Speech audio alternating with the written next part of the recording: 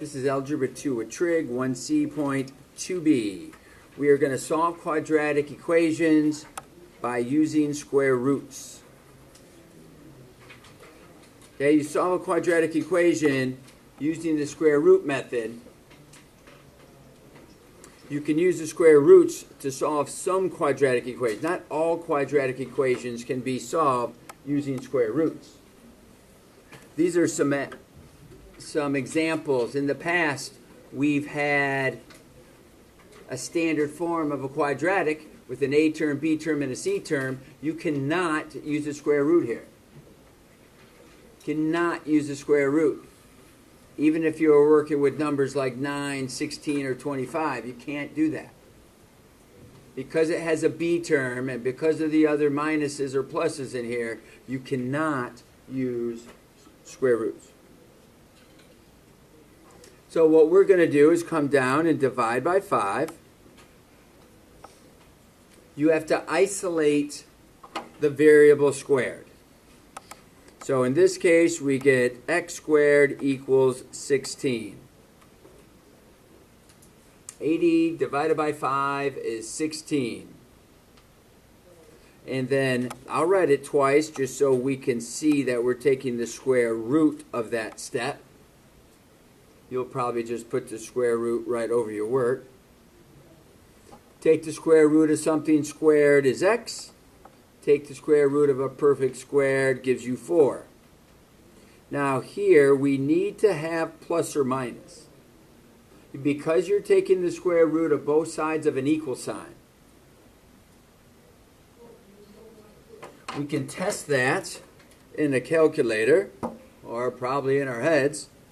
5 times 4 squared gives us 80, but also 5 times negative 4 squared gives us 80.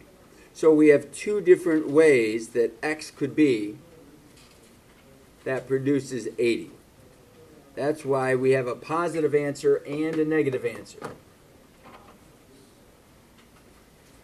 If you think about this as a parabola, you have a parabola that's opened upwards. At the height of 80, you have two different answers. Two different spots. That horizontal line is going to touch the parabola. That's why we have two answers. Here we have an equation. It's a quadratic because it's x squared. But notice there's no b term. When there's a b term, we have to bring everything over to the same side, but there is no b term. So we're going to be able to start to isolate the variable squared.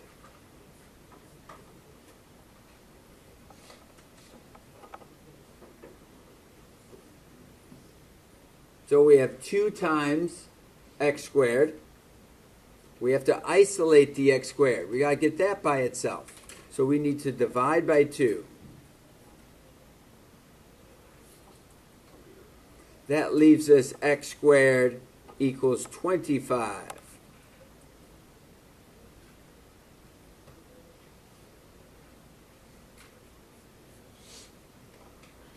And we take the square root of both sides.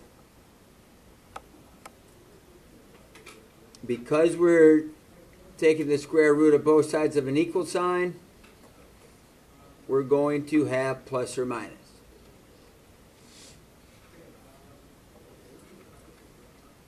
How is this one different? We have a fraction. We have parentheses.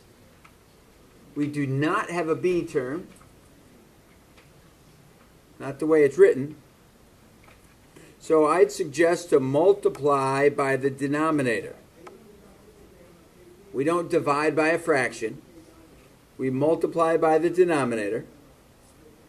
That's going to cross off and leave you 1 times x minus 6 squared equals 32. So you think about what you might do next.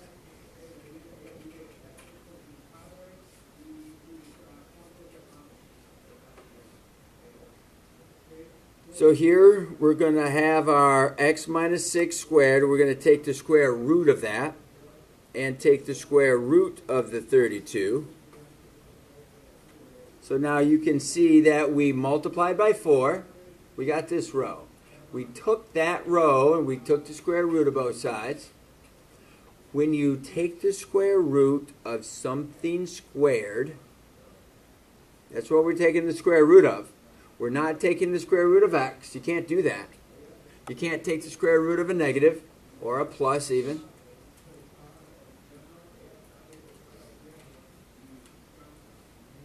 But you can take the square root of a square. That's what makes this be x minus 6 that's left over. This side becomes plus or minus the square root of 32.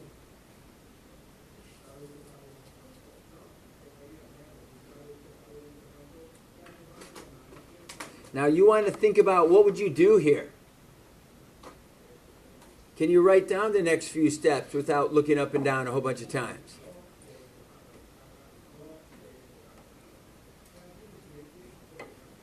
I know that my 32 has to be broken down. Maybe 16 times 2. I'm going to add the 6 across.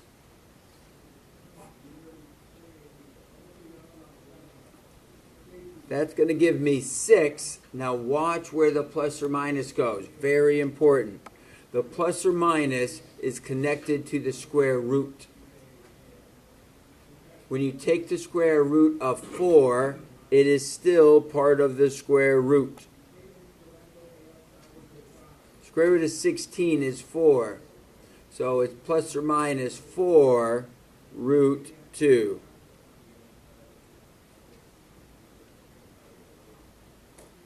You need to have the root 2. Here are 2 answers.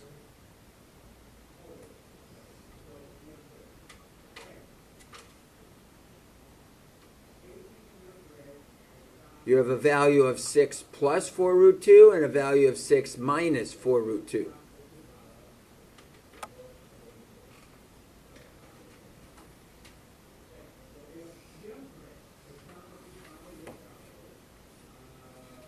Okay, pause the video, see if you can work through this one. What are you going to do first? What are you going to do next? Pause the video, then I'll walk you through it.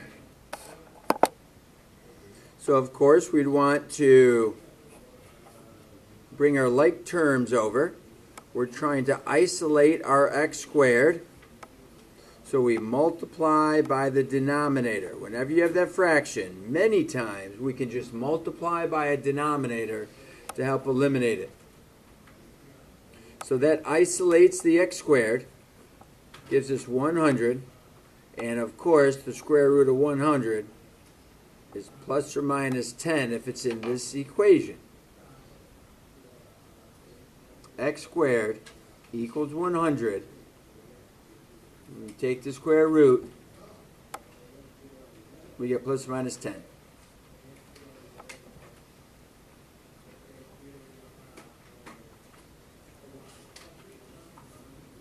Now we move into a group of word problems. We have a formula we're going to use. We're going to drop an item. That's the main thing we're talking about here, dropping an object. When you drop an item, we're going to use the height in terms of time to calculate what the height is after so many seconds. Height in terms of time equals negative 16 t squared plus h of o. H of o is the original height.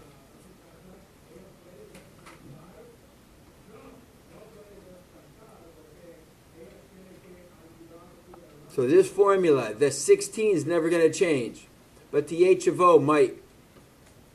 If you have 200 feet,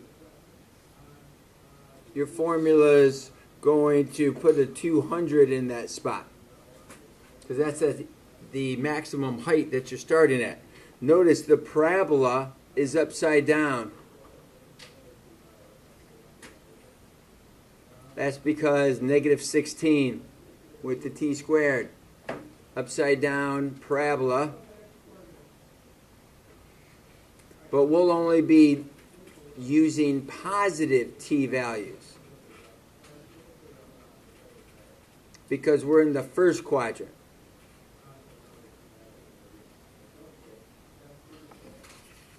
So let's try that.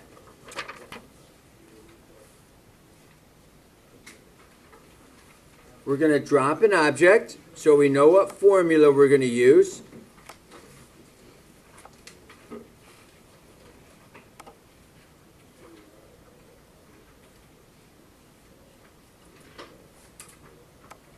We know that the building that we're dropping it from is 240 feet tall.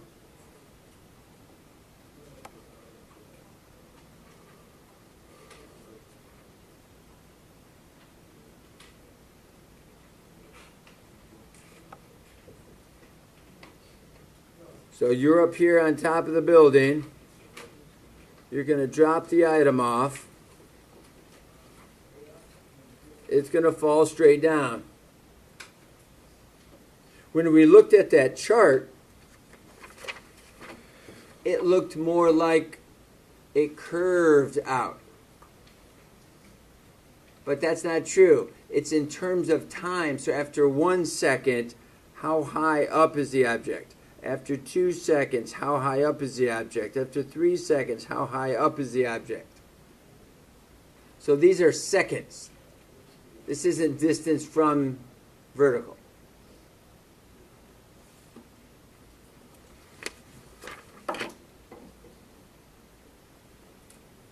So the height in terms of time of negative 16 t squared plus 240 feet. We want to know, when is this item going to hit the ground? So how are we going to represent the ground? The h of t is going to be 0.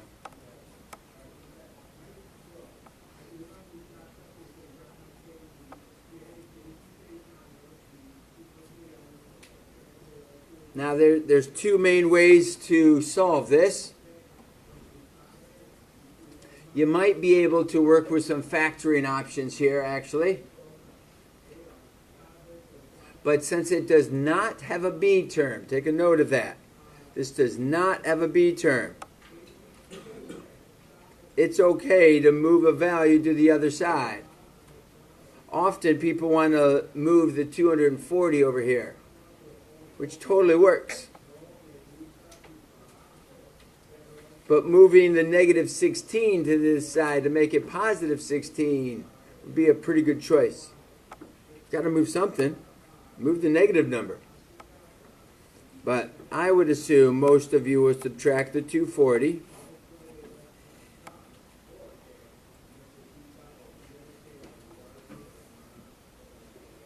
And we divide by the 16.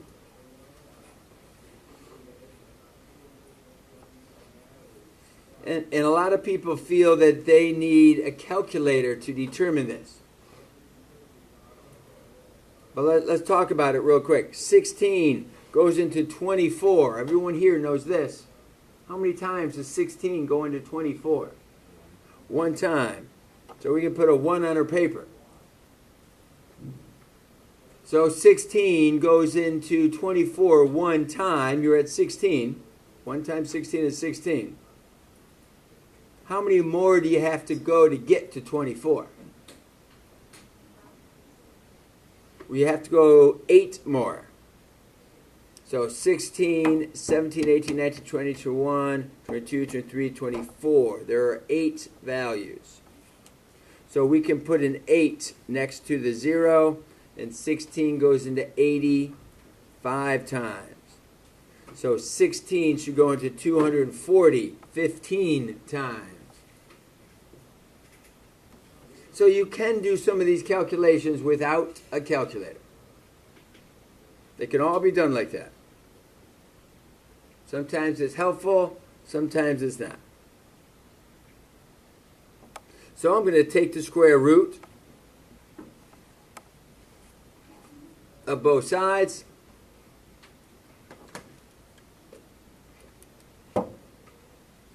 So the square root of 15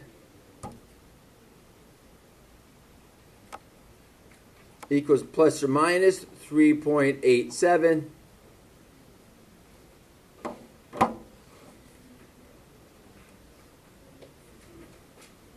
And then, of course, we're talking about positive time.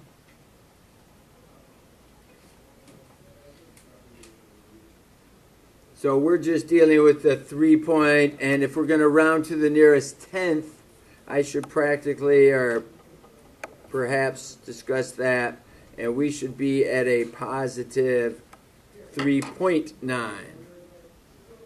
Because 87 would round to 0.9. Round it to the nearest tenth.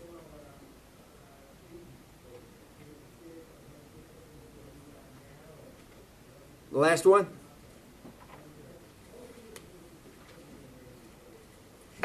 You go ahead and give this one a try.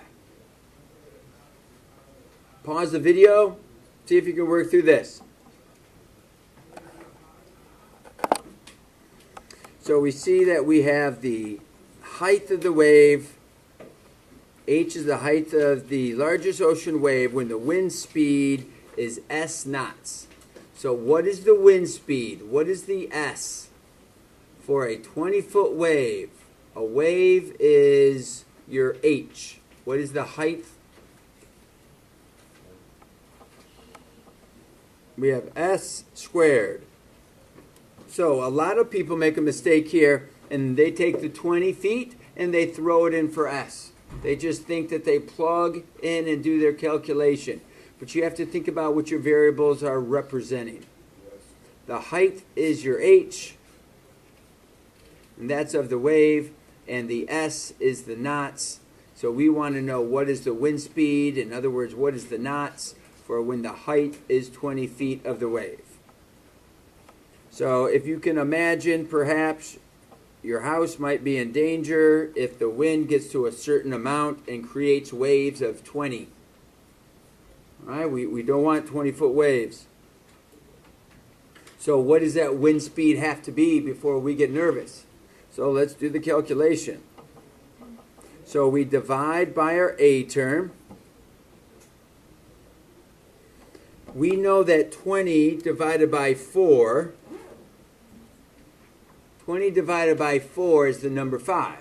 20 divided by something smaller, like divided by 2, is something even bigger, like 10. 20 divided by 1 is even bigger. It's 20. 20 divided by a half is even bigger. That would be 40. So 20 divided by 0.019, you're going to get a really big number. So just trying to get you to understand how this is working. So we're getting 1,052.63, and that's approximately the S squared. Now that's clearly not the wind speed. That's the wind speed times the wind speed. So we don't want that. We want to take the square root of that. Now how do we take the square root of that? We do not want to take the square root of 1,052.63. You want to take the square root of the real answer. Mathematically, it probably doesn't affect this problem much. But in the future, it is a big deal. You don't want to do work to rounded work. You want to do work to the real answer. So one good way to do that is you have the answer button down here. And second answer, we'll put the previous answer inside your square root. That's one way to do it. The other way, of course, is the square root, and you can go up to get what you want to take the square root of, and that'll pull the real value in there, and that'll give you the same exact answer. Okay, but if you put in rounded numbers, you get a little bit different. And later on in math, it's a bigger and bigger deal. For today, we would round to the same amount, no matter how you did it. You would have gotten 32, rounded to the nearest tenth, 32.4 knots. That's approximately the wind speed. So as long as the wind doesn't go up to 32, 32.4, we don't expect to have waves as big as 20 feet.